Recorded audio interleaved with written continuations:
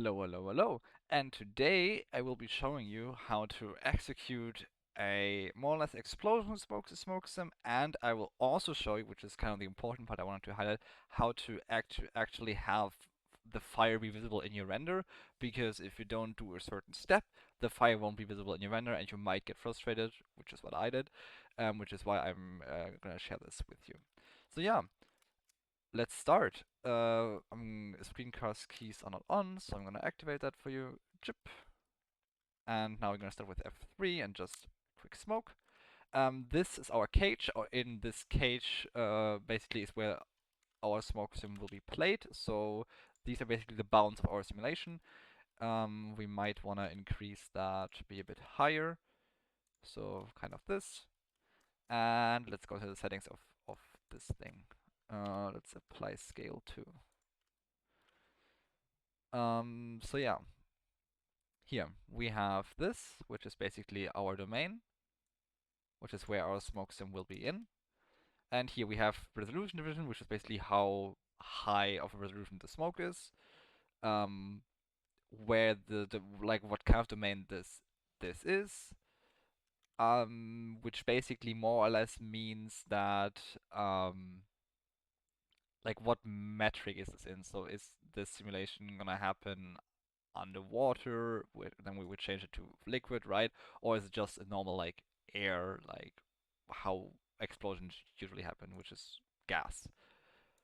Time scale is obviously how fast it's gonna be played, and basically this is just using our scene gravity. We could change this, but using this should be fine.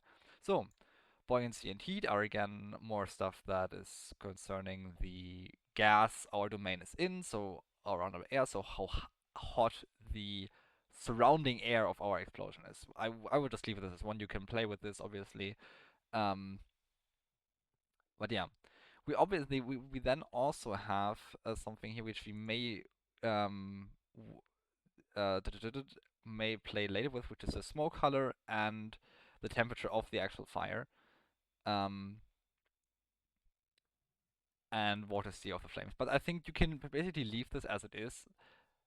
In most cases, this will look fine. But if you want specific things, you can play with these settings. For example, to get more flame smoke or something, or you can add more fuel to the fire. But I will show you that later. So this is our emitter.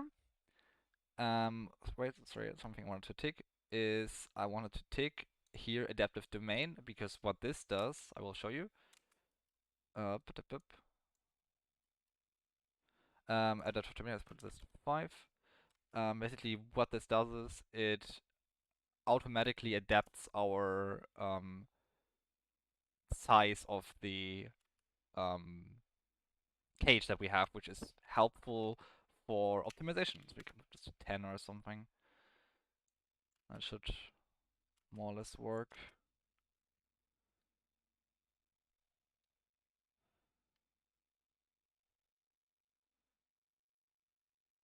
If you have a very big simulation, this can be helpful. I don't think for my cases I need it, because I basically just need this upwards thing here. So yeah. Let's go to here. Surprised why it doesn't work. Okay, let's go to fire and smoke, because we want fire and smoke on our simulation.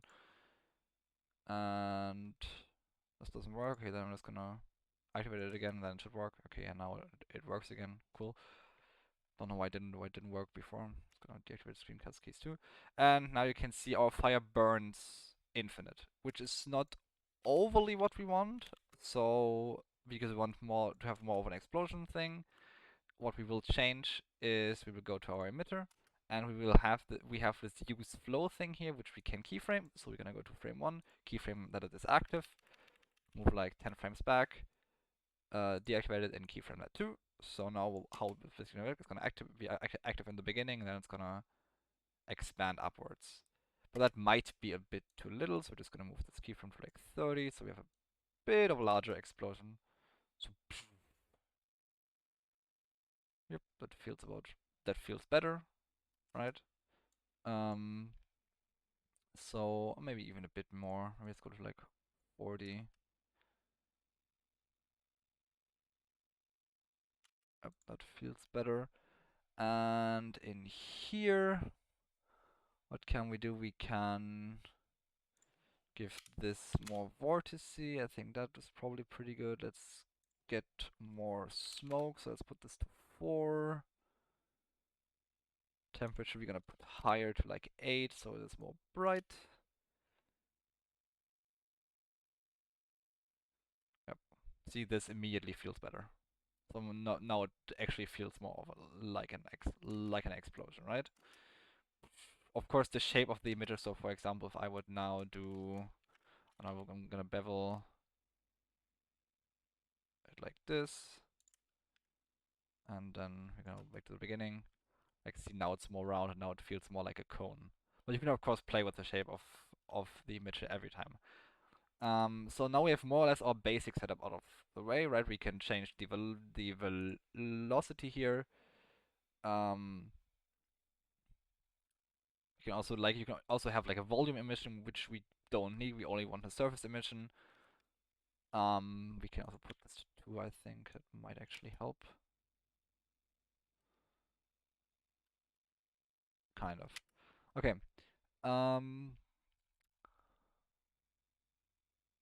Yes, we will take is planar because that basically means like we have just a flat face. Now we have our beautiful explosive cone, which looks pretty fine. We can change the velocity. Do I want to do that? No. I mean, you can basically you can tick initial velocity and you can change in which direction the explosion is supposed to move. But you can of course also affect this with wind and so on. But we are not going to do that.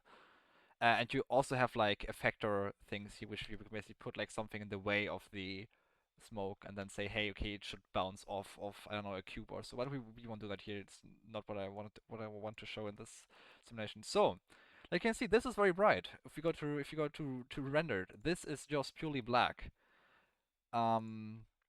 which is not what we want. This is absolutely not what we want.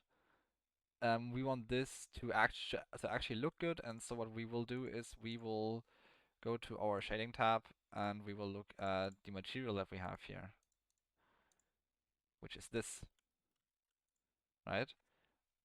So we have 2 attributes here. We have the temperature attribute and we have the density attribute. So what we're going to add is we are going to add an attribute node, and this will be temperature, and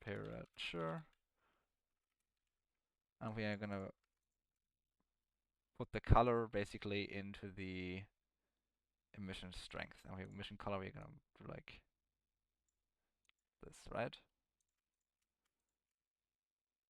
So surface is going to go away. And now if we go to rendered view, you can see we actually have our fire be a color that we want. We can of course now play with this. We can also put like a math node here. So we can put this to multiply, and you can put like a 2 here, and then you can basically control your emission strength. But yeah, this is basically how you get